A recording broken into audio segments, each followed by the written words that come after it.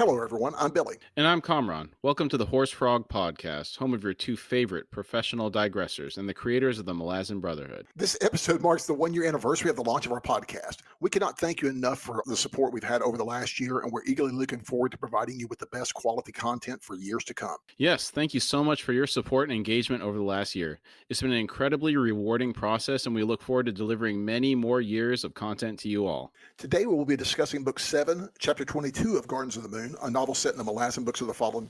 This is part 2 of our coverage of this chapter. This podcast series is intended to be a companion to reading or listening to the books set in the Malazan universe. It is not a book review and is most definitely not intended to be a replacement to reading the books. Both Billy and I know this to be the best fantasy story ever written and want to share our love of the series with you. Now, we will be covering the events of the books in a linear fashion. There will be no spoilers for those that have not read the books. We'll try not to spoil anything prior to us covering that portion of the respective book. But knowing me and my big mouth, I'm sure to spoil something for someone. So in advance, I'm sorry. Just sorry, and I mean deeply, sincerely sorry, because I'm not taking the time to find something to be sorry for again. So I'm sorry. Sorry. Okay. I think they realize you're sorry for not being sorry enough. Or am I just sorry that I'm not sorry enough? I'm not sorry.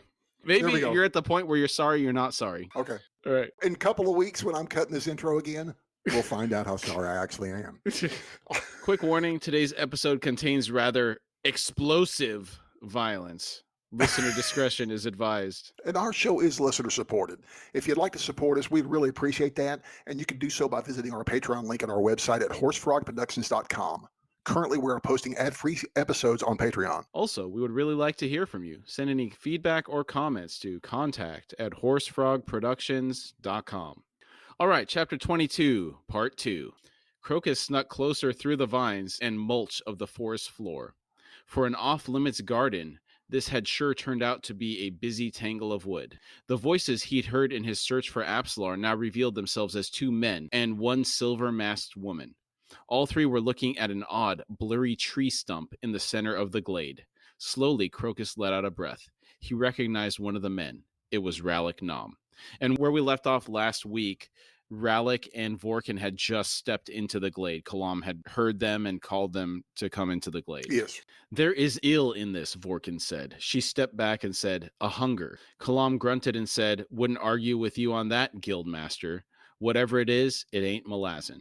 I wonder how Kalam knew she was the Guildmaster. Skill, baby. Skill. This is Kalam we're talking about. All right, I'll take that. That's going to be as good as we're going to get anyhow. So maybe he knew the secret Masonic handshake. Okay.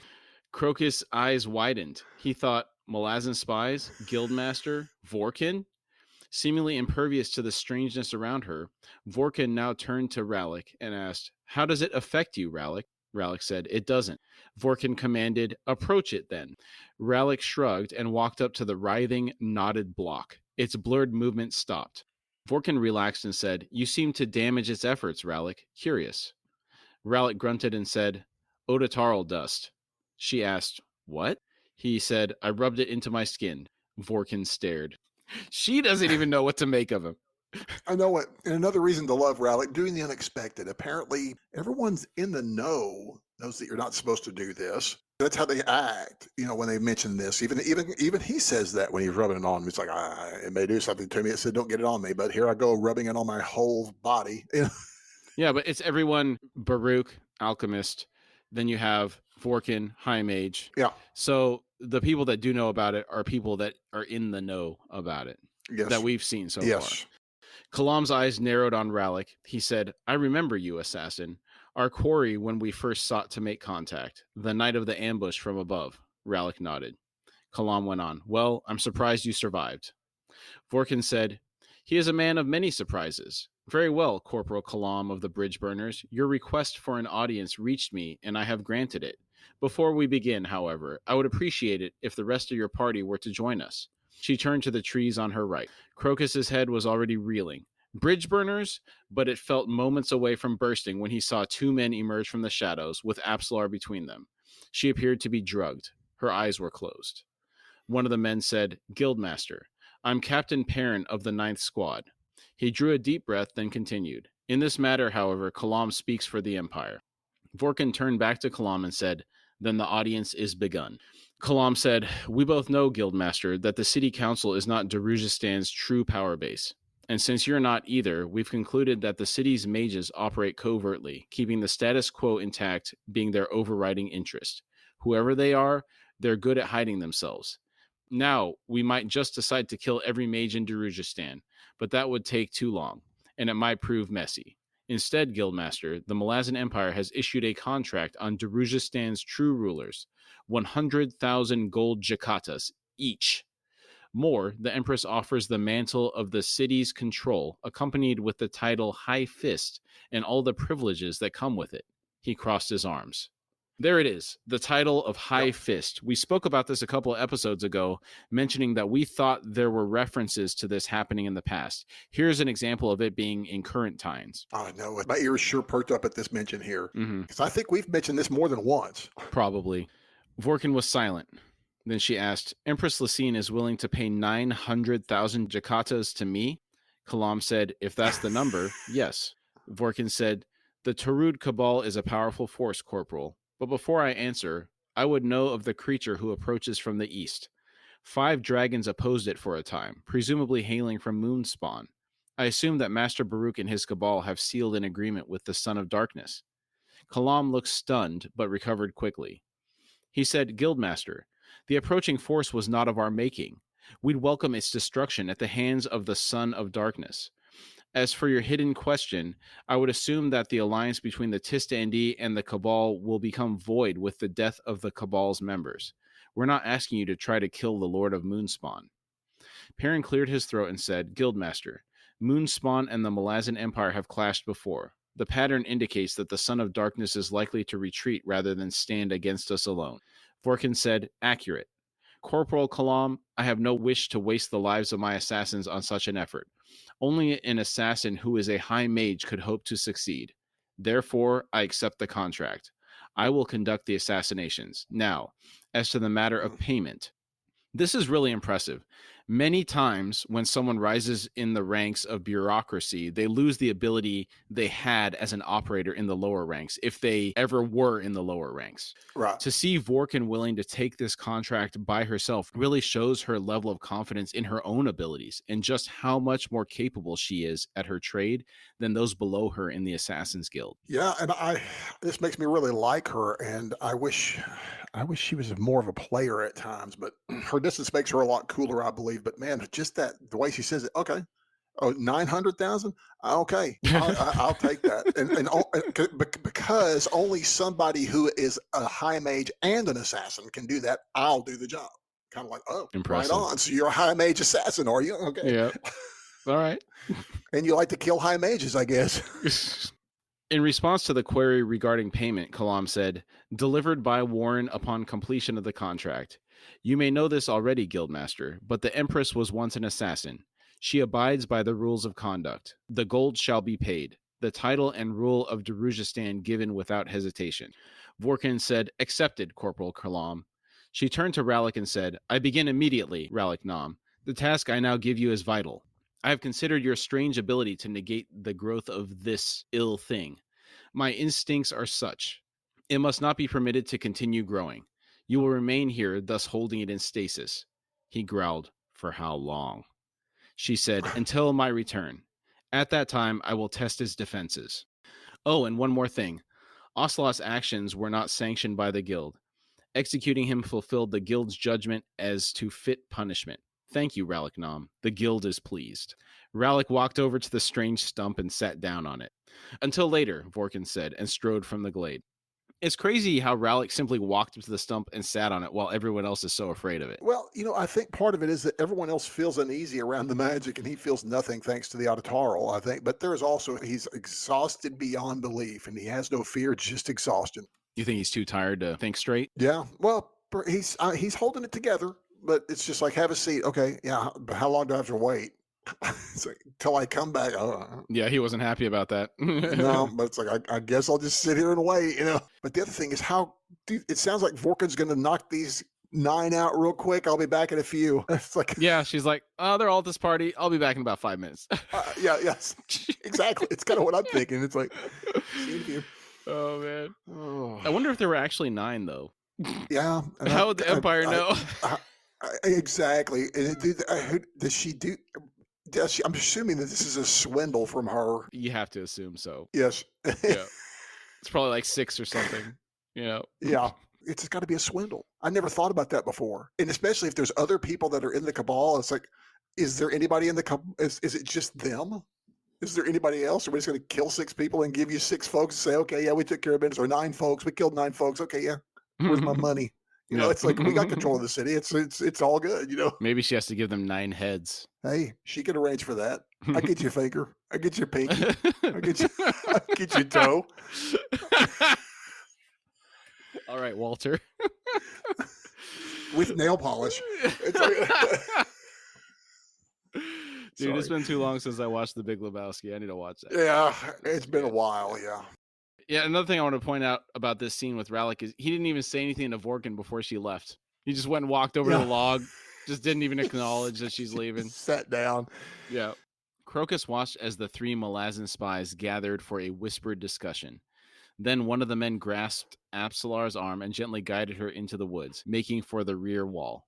The remaining 2, Captain Perrin and Corporal Kalam, glanced over at Rallick. Rallick's head was in his hands, his elbows on his thighs, staring gloomily at the ground. Kalam hissed a sigh through his teeth and shook his head. A moment later, both Kalam and Perrin left in the direction of the terrace. Crocus hesitated. A part of him wanted to rush into the glade and confront Rallick. He thought, assassinate the mages, hand Darujistan to the Malazans? How could Rallick allow such a thing to happen? Crocus didn't move because of a fear growing inside him that he, in truth, knew nothing of this man. Would Rallick listen to him, or would he answer Crocus with a knife in the throat? Crocus didn't feel like taking the chance. In the last minute, Rallick had not moved. Then he rose, turned directly to where Crocus lay hidden. Crocus groaned as Rallick beckoned. Slowly, Crocus approached. Rallick said, you hide well, and you were lucky Vorkin kept her mask on. She couldn't see much out of it. You heard then? Crocus nodded, his eyes drawn to what he'd called a tree stump in spite of himself. It looked more like a small wooden house. The pocks on its sides could well have been windows. Unlike Vorkin, he sensed not hunger, but a kind of urgency, almost frustration. It's interesting how Crocus is sensing anything at all from this thing. Yeah. Well, it seems like everyone feels something from it except for Rallick. True. Everybody that's walked into the glade, every single one of them, yes. They know something. Except Kalam. They may not know what it. Well, no. Kalam did acknowledge. He said, "I thought it was just me." Okay, yeah. It was everybody. Okay. Yeah. So it seems to be everyone but him, and I'm assuming that's an effect of the auditoral because it just didn't affect. He doesn't feel the magic at all. Right. Rallick said, "Before you condemn me, listen carefully, Crocus." Crocus dragged his attention from the wooden block and said, "I'm listening." Rallick said, "Baruch may yet be at the party. You must find him. Tell him exactly what's happened. Tell him Vorkin is a high mage and she'll kill them all unless they gather to defend each other. And if Baruch has gone home, find Mamet. I saw him here not long ago. He wears the mask of a tusked beast." Crocus said, "Uncle Mamet, but he's..." Rallick said, "He's a high priest of Driss, Crocus, and a member of the Torud Cabal. Now hurry, there's no time to waste." This mention of the high priest of Driss, that's a Garden of the Moonism. He's a high priest of Drek, the worm of autumn, or the worm of decay. I think there's a couple references back and forth between Driss and Drek in the book, and it has been confirmed that he's a high priest of Drek. Okay. Crocus asked, "You mean you're going to stay here, Rallick? Just sit there on that stump?" Rallick said, "Vorkin spoke true, lad. Whatever this thing is, it seems I can hold it in check.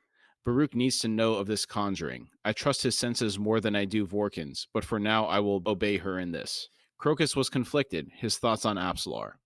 He thought they'd done something to her, and if they'd harmed her, he'd make them pay. They would pay. But I'm sorry. Vorkin was planning to kill his uncle? The thief's eyes hardened as he looked up at Rallick, and he said, "Consider it done." At that instant, a roar of rage and agony came from the terrace and shook the trees. The block of wood behind them responded with a burst of bright yellow fire, its roots writhing and swelling like groping fingers. Rallick pushed Crocus hard, then whirled and dived onto the block. The yellow fire winked out and cracks opened in the earth, spreading in all directions. Rallick yelled, "Go!" Crocus, his heart hammering, turned and sprinted for Lady Simtal's estate. This was impressive on 2 fronts. First, Crocus accepting what must be done, then Rallick jumping on that flaming stump without hesitation. Yeah. Well, I know Rallick thinks he is a lost cause, but he is not. He and Murillo just laid everything on the line to help lift a friend out of the gutter, and now here Rallick is selflessly jumping on the grenade, as it were, for a friend. The Bible mentions this love exactly. There's no greater love than to lay down your life for one's friend. So John 15:13. Sorry, I love that. That's one thing. One of the verses I've always loved, and I feel that's a Rallick. It's like he's not beyond hope. He's jumping on the grenade, man. Mm-hmm. He loves that kid. Not just for his friend, it's for everybody there. He knows how dangerous It that thing is. He does. And that kind of, it's like, wow, he just jumps on it. Within his carriage, Baruch's hand snapped out and yanked savagely on the bell cord. He heard the wagoner cry out, and the carriage skidded to a halt. Baruch hissed, "Something's happened. We left too early, damn it." He moved on the seat to the window and opened its shutters. Rake said, "A moment, alchemist." His brows knitted and his head cocked as if listening for something. He said, "The tyrant. But he is weakened, and enough mages remain to deal with him. Baruch, return to your estate. Prepare for the Empire's next move. We'll not have long to wait." Baruch stared at Rake, then angrily said, "Tell me what's happening. Will you challenge the tyrant or not?" Rake tossed his mask onto the floor between them and clasped the collar of his cloak. He said, "If it proves necessary, I shall." Fists pounded on the carriage and voices shouted good-naturedly. The crowds around them pushed in on all sides, rocking the carriage. The festival approached the 12th bell, the hour of ascension, as the Lady of Spring took to the sky in the coming of the moon. Rake continued, "In the meantime, the city's streets must be cleared. I imagine it's your desire to minimize the loss of life." Baruch said, "And this is all you give me, Rake? Clear the streets? How in Hood's name do we manage that? There are 300,000 people in Darujistan, and they're all in the streets." Rake opened the door beside him and said, "Then leave that to me. I need to find a high vantage point, alchemist. Suggestions?"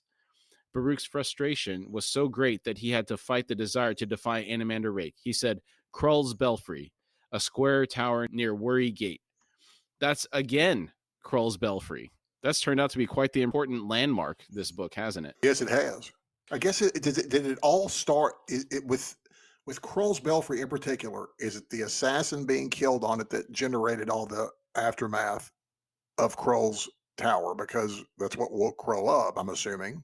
Yes, the blood spilled on the holy ground, yes. Yeah, so that kind of is what made it the hotbed of activity, I guess. Maybe. It's an interesting thought. Yeah, I mean, Crocus, that's kind of Crocus's... No, because Ocelot went there as well. That didn't have anything to do with Crocus. Yeah, I mean, it's just everybody's hanging around there. Everybody's been there pretty much, I think. Yeah. So Rake stepped out of the carriage and said, "We'll speak again at your estate, alchemist. You and your fellow mages must prepare yourselves. How far to this belfry?" Baruch said, 300 paces. "Surely you don't mean to go on foot." Rake said, "I do. I am not yet ready to unveil my warrant." Baruch began to ask how Rake was going to clear the way, but fell silent, as Rake provided the answer to his question. Standing head and shoulders above the jostling crowds, he unsheathed his sword and bellowed, "If you value your souls, make way." Raised high, Dragnapur groaned awake, chains of smoke writhing from the blade. A terrible sound, as of wheels creaking, filled the air, and behind it arose a chorus of moaning, filled with hopelessness. Before Lord Animander Rake, the crowd in the street shrank back, all thoughts of festivity swept away. Baruch whispered, "Gods forfend." Now, this was quite a serious moment, but I can't help but think of The Princess Bride, where Andre the Giant's character yells, "Everybody move!" and the crowd clears out of the way. Now that I've seen that film at your and KP's insistence, I know what you're talking about, and I get that image too. Yeah, I mean, But he's like head and shoulders above so everybody, right? Yes, very much. Very much so. Now I've mentioned Dragnapur's likeness to another sword from another series of Stormbringer from the Eternal Champion. The one thing I've failed to mention about Stormbringer is it too makes a noise, like his sword makes a noise, but it's like his sword howls apparently for blood or moans for blood. But Dragnapur, I love the chorus of the damned. That's awful, It is horrible. And the the creaking of the wheels too, and the chains clanking. Yes, and I guess the pressure does that pressure in on everybody? Is it just the magic users that feel that intense pressure when he wields that thing? There was no mention of pressure this time, which again kind of begs the question: is the pressure from him using his warren and arriving, or is it from the sword?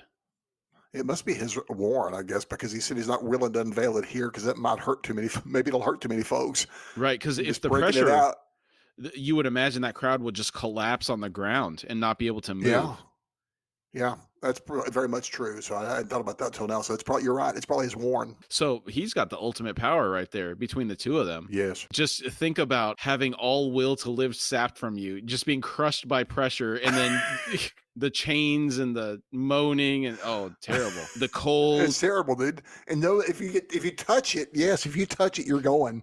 Yeah. It's like I don't want to go there. No, thank you. The situation had begun innocently enough. Great way to start a section. Quickben and Whiskey Jack stood together near the fountain. Servants scurried as, despite the night's bloodshed and the hostess's absence, the party's energy burgeoned anew as the 12th bell approached. Captain Perrin joined them and said, "We have met with the guildmaster. She has accepted the contract." Whiskey Jack grunted, "Where would we all be without greed?" Great. just back home chilling, I'm assuming. If we weren't all greedy, Yeah. Quickben said, "I just noticed something. My headache's gone. I'm tempted to access my warrant, Sergeant. See what I can see." Whiskey Jack thought briefly, then said, "Go ahead." Quickben stepped back into the shadow of a marble pillar. Before them, an old man wearing a ghastly mask drifted towards Whiskey Jack's line of men. Then a large, buxom woman with a water pipe approached the old man. Her servant followed half a step behind. Trailing smoke as she walked, she called to the old man. The old man would be Mammoth, and the woman is the witch Deridan. Yes? With her hookah. Yes? Yes. Little jelly, are you? I want that money to have the servant just for the hookah alone. Just to That's a carry little it, too much. Like, that's tripping all over you, trying to backpedal every time you turn around. When I walk around, I have too much. I just want the money. I don't necessarily want the servant and the hookah. I just want to be able to be that wealthy. Oh, I got you. Okay. Have I mentioned the Chris Rocks talk about wealth and rich, being wealthy and rich? No, I don't think we've talked about that on the podcast. Chris Rock says, he goes, Shaq is rich. Mm-hmm. I mean, we're talking rich. He says the guy that cut Shaq's checks is wealthy. Yeah. So I feel that this woman's is wealthy. Uh-huh. She's not just rich, she's wealthy. Right. The next moment, the night was shattered as a wave of energy flowed like a stream of water between Whiskey Jack and Perrin, striking Mammoth in the chest. Whiskey Jack's sword was in his hand as he turned to find Quickben, magic swirling from him, pushing him to one side and racing for Deridan. "No!" Quickben screamed. "Stay away from him!" Perrin had also unsheathed his sword, the blade keening as if filled with terror. He sprinted forward. A roar of rage shook the air as Mammoth, his mask torn away, whirled. His burning eyes found Deridan, and he flung a hand toward her. The surge of power that streamed from him was as gray as slate, crackling in the air. The gray color for magics always seemed so strange to me. Is that due to film and TV, where we have an image of things being real flowery or bright and colorful, even if it's dramatic and explosive, but it's not gray? You could go so far as to say it's from video games. You think about any That's game true. where you see the magic, it generally follows the color wheel in regards to the aspect of the magic. If it's poison, it's green. Yeah. If it's ice, it's blue, or kind of Yeah. light blue. If it's very true. blue, it's water. If it's red, it's fire. That kind of stuff, right? I think you're right, and you nailed it on the video games. It's the video games. Final Fantasy. Yeah, very much. Yeah, you just laid out the Final Fantasy VII materia wheel for me. So. Exactly. Well, this is funny because I just ordered but they have it. They just remastered as a pixel remaster, so they've kind of cleaned up, but it's still 2D. Final Fantasy 1 through 6. Oh, okay. And they just remastered them and reissued them. And I was like, you know what? I got them. So I have 1 through 8 and number 10 on my Switch alone. Oh, wow. That's a lot of gaming. It's kind of right crazy. there. It's a lot of Final Fantasy in. Yeah. Did you ever play Chrono Trigger? I have it. I didn't play it yet. That I have game it. was amazing. So good. It's got the artist from Dragon Ball. I know it's supposed to be amazing. Did the character design and everything. Well, see, I played a lot of Dragon Quest. That's what got me. That's also Square. Yes. And I started on number 11 and then backtracked and played because somebody gave me a 3DS and I played 4 through 9 on the 3DS. And but I've become a huge Dragon Quest fan because of that style and that look. but I fell into Tears of the Kingdom, the new Zelda game. I went to a midnight release with a buddy Oh, at okay. work. My kids just pooled their money together today and convinced me to buy that for them. Right Well, I mean, on. it was their Dude. money, so I was Right. actually quite impressed that they pooled their money together and teamed up to buy Yeah. it.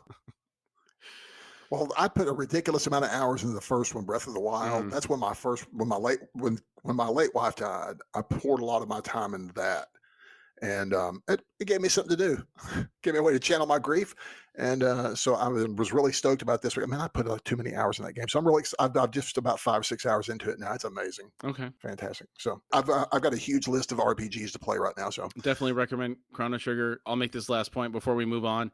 There's a frog knight in it, so that's you. enough said. Right on. Okay. For those of you that may not know, my online name is Cloud Frog, so I have a frog thing. Yeah, I love it. Whiskey Jack, frozen, watched in disbelief as Quickben's body hurled into Daradan's. Both collided with the servant, and all three went down in a heap. The writhing stream of energy cut a swath through the stunned crowd, incinerating everyone it touched. Where men and women had stood a moment earlier, there was nothing but white ash.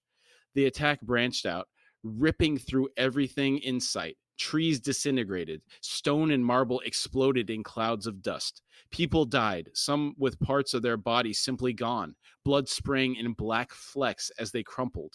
A lance of energy shot wildly skyward, flashing in the night sky within a heavy cloud. Another struck the estate with a rattling boom. A third snaked toward Perrin as he closed the gap between him and Mammoth. The power struck the sword, and it and Perrin vanished. Wow. What a spectacular description of the destruction unleashed. The effects of the magic on the crowd are particularly impactful out of all that. Oh, that's gnarly. It's it's got I love again Erikson's descriptions, especially in his action, is I see it very vividly. He does a great job. Yeah. Amazing. I hope Call's estate has insurance. That's true. I forgot this is Cole's place. It's getting jacked up, dude. Is the foundation okay? I don't know, man. It's just it's like I'm worried about virulent stream of chaotic energy. energy just went into it.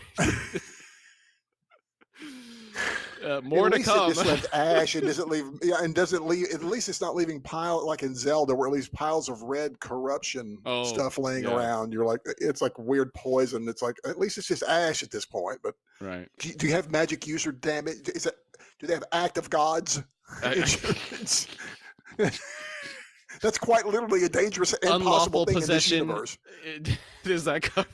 Exactly. Oh my goodness. Oh no.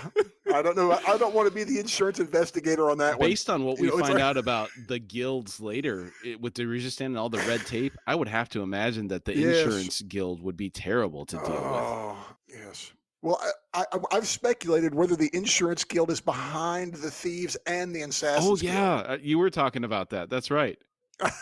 I've speculated that they're behind it all. Mm-hmm. It's all a big scheme. Sounds about right. It's a Ponzi scheme. Whiskey Jack took a half step forward, then something hard and massive struck a glancing blow to his shoulder.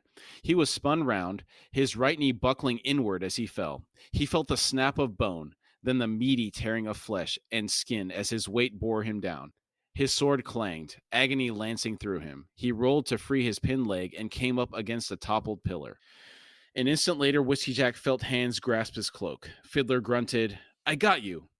Whiskey Jack bellowed in pain as Fiddler dragged him across the paving stones. Then darkness swept in around him, and he knew no more. That would really hurt after what just happened to him. Yeah, I wince. You and I wince for different reasons. Yes. But I would wince when I read this, so, yeah. Quickben found himself buried beneath flesh, and for a second he could not breathe.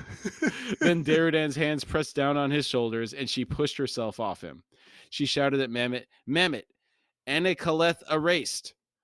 Quickben's eyes widened as he sensed the wave of power rise through her body. The air suddenly smelled of deep forest loam. She yelled, "Erased!" and the power burst from her in a virulent pulse. Quickben heard Mammoth's scream of pain. She yelled, "Attend, wizard! He is Jaghut possessed!" Quickben growled, "I know," and he rolled onto his stomach, then climbed to his hands and knees. A quick glance showed Mammoth on the ground, waving a feeble hand. Quick Ben's gaze flicked to where Whiskey Jack had been. The pillars around the fountain had toppled, and the sergeant was nowhere in sight. Quick Ben realized none of the squad was visible. On the terrace, crumpled bodies lay in grotesque piles, none moving. Everyone else had fled. Darudan desperately said, Mammoth recovers. I have nothing left, wizard. You must do something now, yes? Quick Ben stared at her. Perrin stumbled, then slid across greasy clay. He rolled up against a bank of tufted reeds. A storm racked the sky above him. He scrambled to his feet, chance hot and moaning in his hand. There was a lake stretched out on his left, ending in a distant ridge of faintly luminescent green. To his right, the marshes continued out to the horizon. The air was cool, sweet with decay. Perrin sighed shakily, then studied the storm overhead. Jagged arcs of lightning warred with each other, the clouds dark and twisting. He heard a concussion sound to his right, and he spun. 1,000 paces away, something had appeared. Perrin squinted. It rose above the marsh grasses like an animated tree, gnarled and black, pulling at the roots that gripped it and flinging them aside. Another figure appeared, danced lithely around it, a brown-bladed, jagged sword in its hands. This figure was clearly in retreat, as the gnarled man shape lashed at it with miasmic waves of power. They were approaching Perrin's position. He heard bubbling, sucking sounds behind him and turned. Hood's breath, he said. He saw a house rising from the lake. Swamp grass and mud slid from its stone walls. A massive stone doorway gaped black, hissing with steam. The second level of the structure looked misshapen, scarred. The cut stones melted away here and there, revealing a skeletal wooden frame. The image of the house rising from the water and sloughing off mud and grass is pretty cool, especially with the backdrop of the lightning-infused clouds above it. Oh, I like how this theme manifests itself as a house. It's unusual. I find that very intriguing. Yes. And the whole theme with the roots pulling things in and then the blood-soaked ground. It's all really cool. Yes. Oh, especially the roots. That's a horror. That's a real gnarly one for me. That stuff is creepy.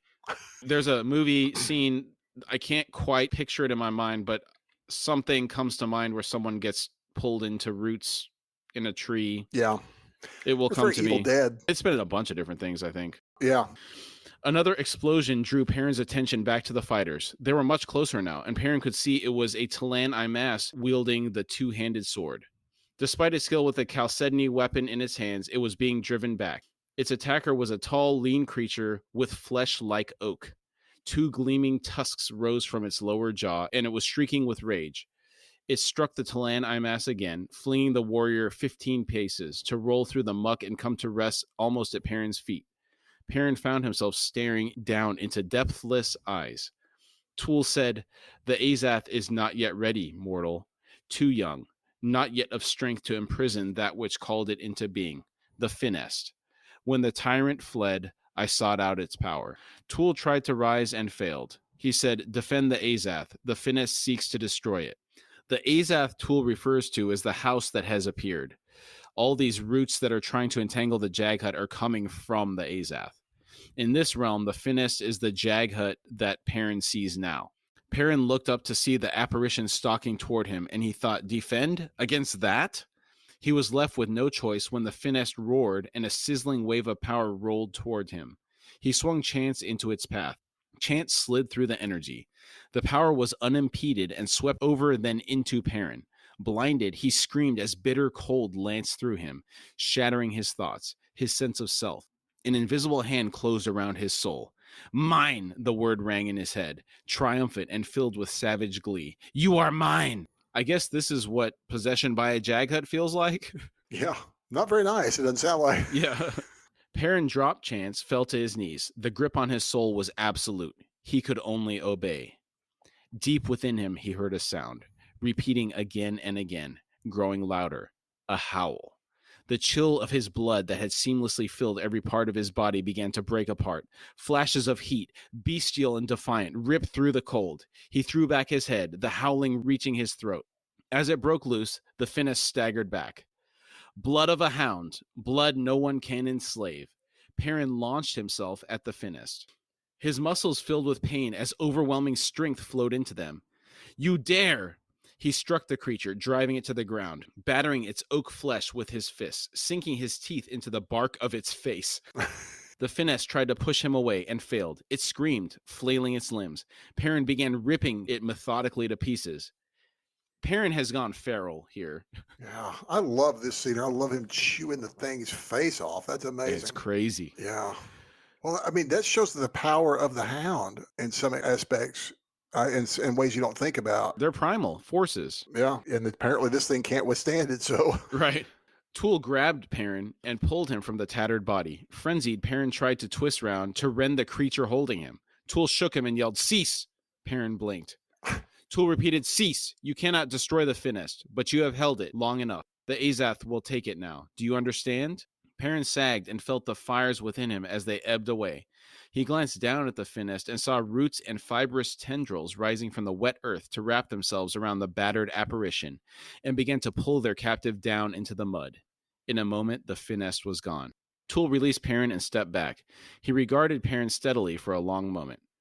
Perrin spat blood and splinters from his mouth, wiped his lips with the back of a hand.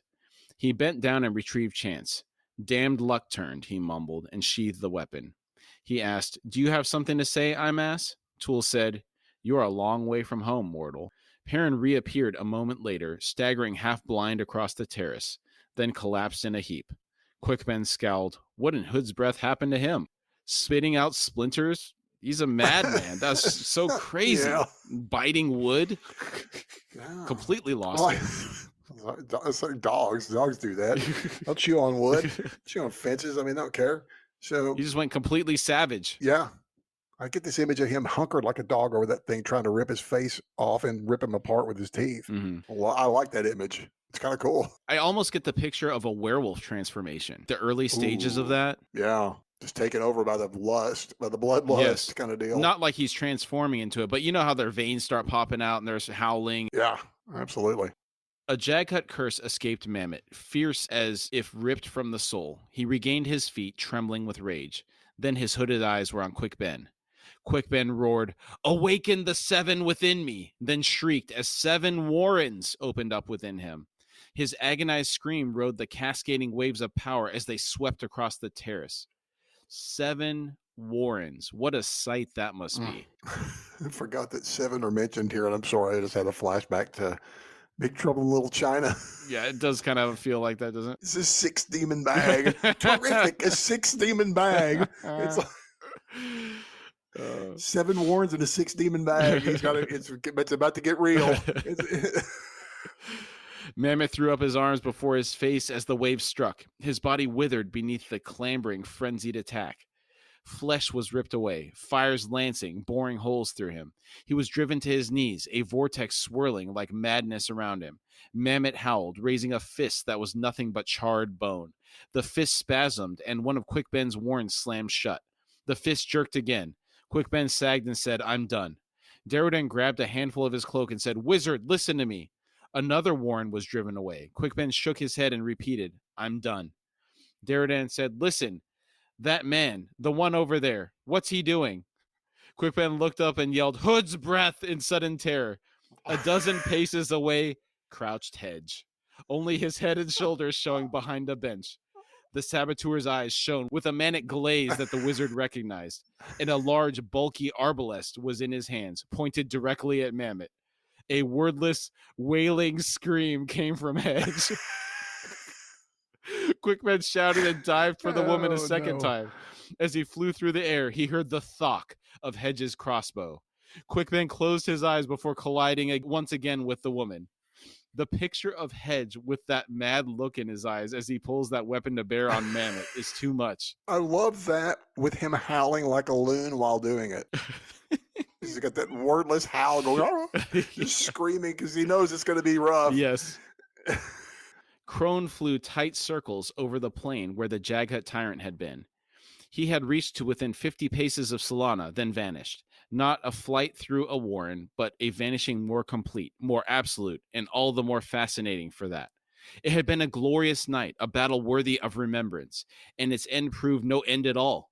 "Delicious mystery," she cackled. Crone knew her presence was demanded elsewhere, but she was reluctant to leave.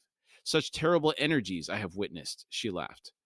I mock the waste, the sheer foolishness. Ah, and now all that remains is questions, questions. She craned her head upward. Her lord's two Tist Andi soul taken remained overhead. No one wanted to leave before the truth of the Jaghut tyrant's fate was revealed. They'd earned the right to witness it, though Krone was beginning to suspect such answers would never come. Solana loosed a keening cry, then rose from the ground, the warren that birthed her flight, a strong, pungent exhalation. The red dragon's head swung westward, and she voiced a second cry. With a mad flap of wings, Krone brought her descent under control, then skirted the tattered ground. She climbed skyward again and saw what Solana had seen. Krone shrieked in joy and anticipation and surprise. And now it comes. It comes. As he shut his eyes, Quick Ben relinquished the last of his warns. Darudan's arms closed around him as he struck her.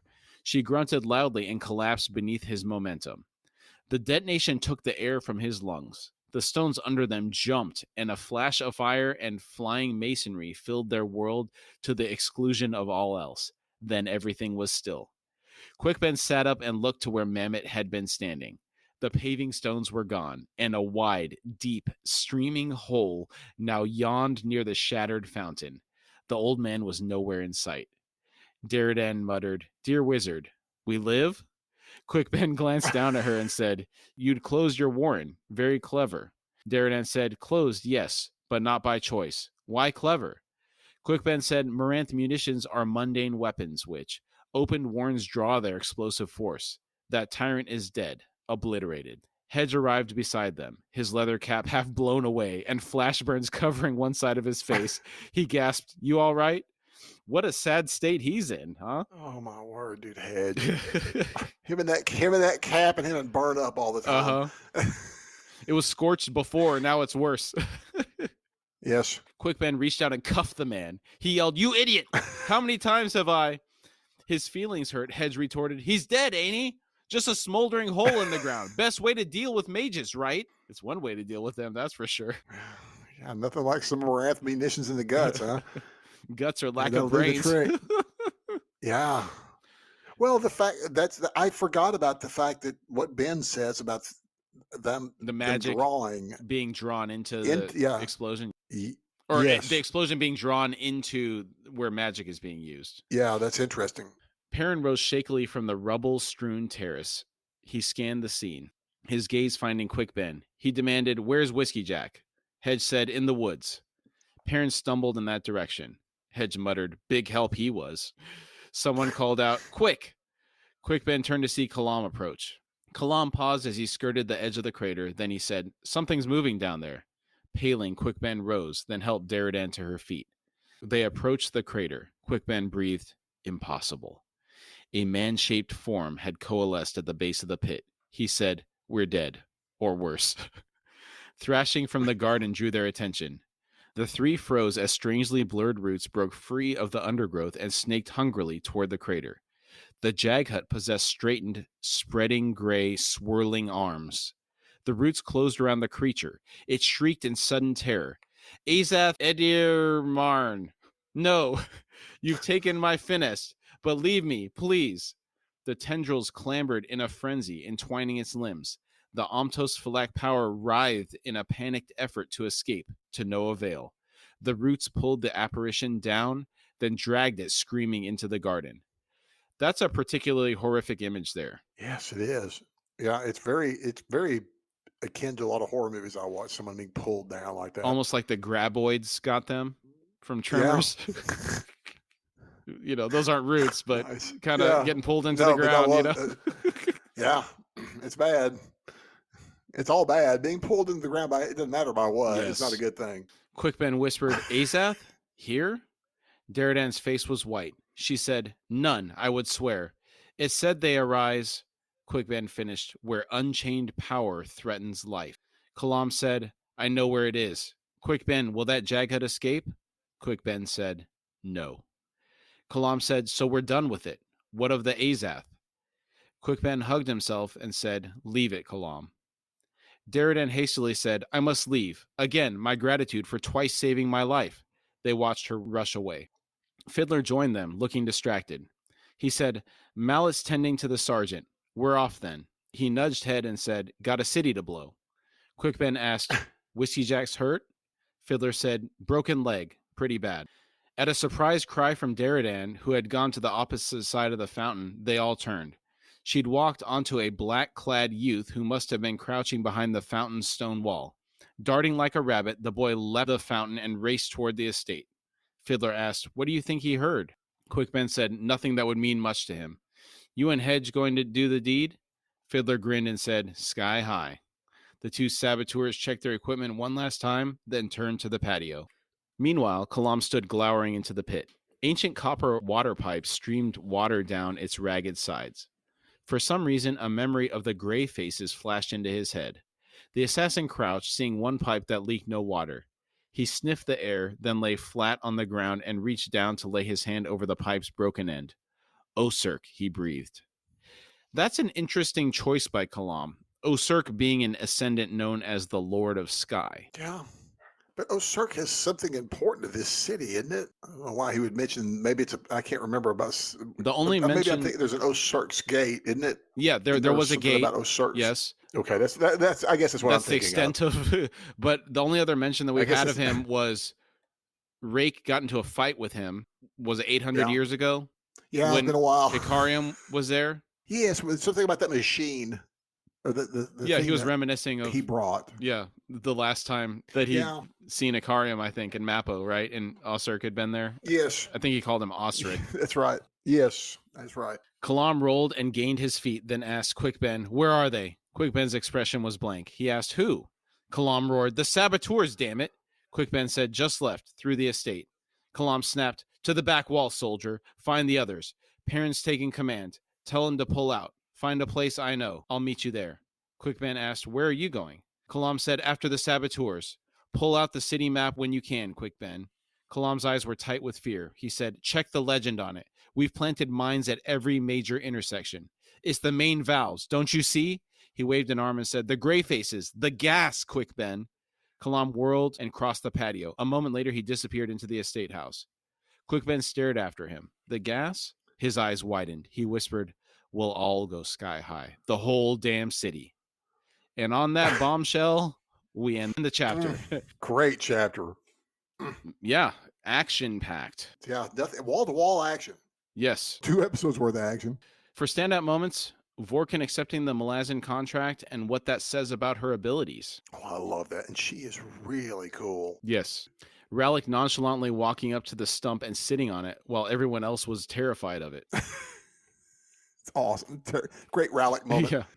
Rallick jumping on the flaming stump without hesitation. Another reason to love Rallick. He thinks he's a lost cause, and here he is willing to sacrifice himself, not just for his friends, but for the city, as far as he's aware. Mm-hmm. Doing his duty. Yes. Rake clearing the crowd with Dragnapur. That was quite the effect. Yes. And quite effective. Yes. Yeah. And great imagery all the way. Just great stuff. Yeah. Those people are going to have nightmares. Yes. Perrin going savage on the Finist. Biting it, scratching at it. Chewing its face. The thing with him and the finesse, what was weird, it's almost as the finesse was alive. Was the finesse raced at that moment? Did they change places? No, it's a representation of his power. Like, it's a portion of him, right? Yeah. Okay. Yeah, it is. It's the bulk of his power, in fact. Yeah. It's where he draws. It seems where he draws the power from, almost like he stored it there and he draws it from there. Well, no, he's not drawing from it. When he gets it, he'll be at full power. It's like they extracted a heavy portion of his powers and put it in that. And put it in. That's right. It manifested itself in this other realm as him, kind of, because it came from him. Right. That's true. Okay, thank you. Okay, that makes more sense. And it was oak because it came from an acorn. Yes. Okay. Makes sense. There we go. Tool battling the Finest and ultimately the Finest being taken by the Azath. That whole scene was pretty cool.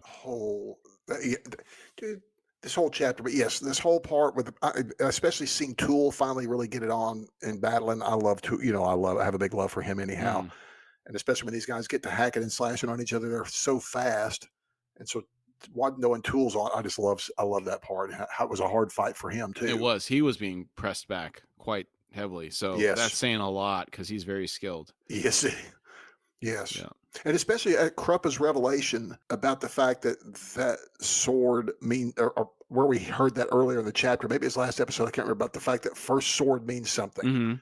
more than we know, basically. Right. That's saying a lot. Yeah, and the Jaghut knew what that title meant. Yes, that title meant something and it scared him. Yes. Yeah. So did the Maker of Paths as well. Yes. Yes. The introduction of the Azath was really cool. The way that house was represented was really cool with the stone walls. The top of it's kind of broken down a little bit. You can see its structure and then all those roots coming out of it. Just a really interesting concept. It's like the rocks are growing around it as you're watching it grow up over the wood frame and stuff like that. Very intriguing. Yes. Very good imagery. That battle where Mammoth unleashes his power and starts hitting the crowd indiscriminately and the effect on the crowds, that was quite the imagery there. What would happen to the crowds, and then the building taking damage, some shots going up in the sky, just really wild. Nothing to stand up to that either. Just turned to dust facing that kind of power. It's almost like in The Boys when he was wielding the baby. Yes. Slicing people with that laser vision that baby had in the nursing ward. Yeah, I love that. I love that imagery, by the way. Yeah. So that's amazing. That's two great imageries. I love it. And by the way, folks, you can always check out our review of The Boys on our Excruciating Details podcast as well. Yeah, that's our early work. Don't judge us too harshly with the early episodes. Yeah, please. They are left up for historical purposes to see how much we've improved. Yes. That's exactly what they are. I particularly enjoyed seeing Quick Ben unleash all 7 of his Warrens. Yes. Yeah. 7 Warrens. I love that. I love that he had to shut them all down too. He reached the limit. He did.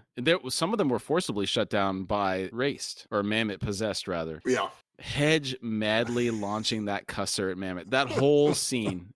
That might be my favorite part. Outside of Vorkin appearing, that might be my favorite part from this whole chapter. Is that picture of Hedge, his head coming over that bench with that cusser in that crossbow, and him just screaming like he knows he's gonna die. Yes. Well, it's the fact. I think it's what's funny is the fact that you see this, but I see the whole thing where you see Quick Ben seeing this and coming to the realization that it's like it's like good. Derrida says, "What's that man doing?" And then what's that fellow doing over there? It's like, it's like, oh my gosh, this is not good. Awesome stuff. Yeah, then Quick Ben cuffing Hedge, calling him an idiot. And it hurt his feelings. Hey, it saved him though. It did hurt his feelings bad. He's a little sensitive. He is a sensitive fella. And then the Azath grabbing Mammoth's possessed body and pulling it into the garden. That's some dark imagery right there. And that is a really awful way to go. It is. But he had it coming, unfortunately. Well, Mammoth didn't, but Race did. Right. He had to get killed like 4 times. Kept coming back. Yeah. It's like a horror movie. Yeah, took a cusser and or what was it a cusser? We took some more ammunition. It was a cusser with the damage that it left. I'm sure it was a cusser. Yes. Yeah. So takes that and still going to get up. It's like, oh my word, that's not good. Yep. All right, that's pretty much it for this week's episode. Do you have any final thoughts? Yeah. Great episode. I do have some final thoughts. We just really want to thank y'all all for listening to us and helping us to last for a year. We look forward to many more, and we really thank you for, again, this great episode tonight, brother. Yes, we appreciate your support. Thank you for listening to us. We really appreciate all the feedback and just comments that we've gotten, and we look forward to engaging with you in the future. Yes. It's been really enjoyable, and I plan on doing this for a long time. So hope you join us. Yeah, thank y'all. We hope you join us. Thank you so much. All right. Thanks, everybody. We'll see you next week. See you next week. We thank you all for joining us today. Again, we really like to thank you for taking the time to be with us, and we've had a really great time talking about the topic today. If you would like to support our show, you can find us at horsefrogproductions.com, where you can find our Patreon link. Depending on the platform you're listening from, it may also be in the episode description. And if you'd like to contact us through email, it's at contact@horsefrogproductions.com.